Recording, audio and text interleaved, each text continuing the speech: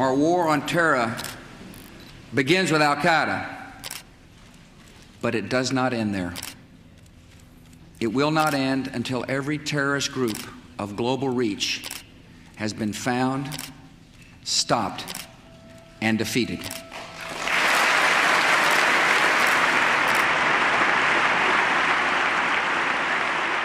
"37 million people. That is how many have been displaced from their homes during the US war on terror. A report from Brown University has compiled a list of 8 major conflicts in which the US government initiated or played a primary role in since the September 11 attacks in 2001. It includes the Iraq invasion and occupation by the US, which began with the toppling of Saddam Hussein in 2003. The war destabilized the country, leading to a brutal sectarian civil war and the creation of the Islamic State. Large swathes of Iraq were destroyed, and more than 9 million people were displaced, including 2 million who sought asylum abroad. In Afghanistan, where the war on terror was launched in 2001 against Al-Qaeda and the Taliban, more than 5 million people have been displaced. This added to another 4.4 million Afghan refugees who were already displaced after decades of conflict. It is often described as the longest war in US history, and with fighting intensifying in recent years, it remains unresolved to this day. While the US wasn't involved in the start of the Syrian war, it played a heavy role in arming rebel factions across the country. In 2014, it became more directly involved in fighting the Islamic State, which had taken over large parts of the country. Our objective is clear, and that is to degrade and destroy ISIL so that it's no longer a threat not just to Iraq, but also to the region and to the United States. Through airstrikes and on-the-ground deployments, the US led the fight against ISIS. In these areas, more than 7 million Syrians were displaced, including close to 500,000 in the city of Raqqa alone in 2017.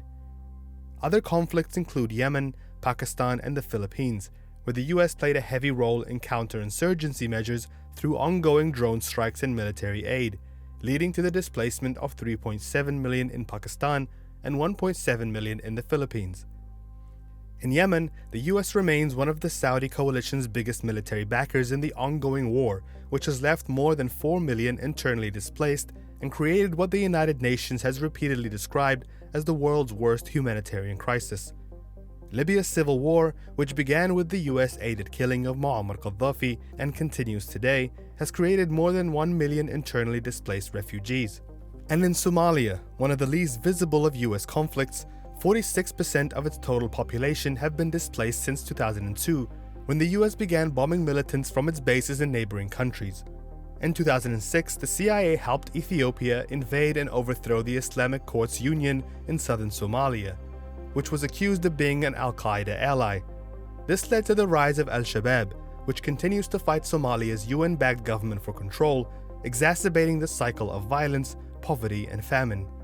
Hundreds of thousands have been killed, and more than 4 million displaced. Under the Trump administration, the US has continued its program of drone strikes in nearly all of these conflicts, with more than 2,000 strikes carried out in Trump's first 2 years in office. This includes 40 airstrikes in Somalia between January and May this year alone, as well as the high-profile assassination of Iranian military commander Qasem Soleimani in Iraq on January 3rd. Under my leadership, America's policy is unambiguous to terrorists who harm or intend to harm any American. We will find you, we will eliminate you, we will always protect our diplomats, service members, all Americans, and our allies. This week, Trump announced he would be pulling out 2,000 troops stationed in Iraq, leaving behind 3,000 to continue the fight against Islamic State, nearly 19 years after the war on terror began.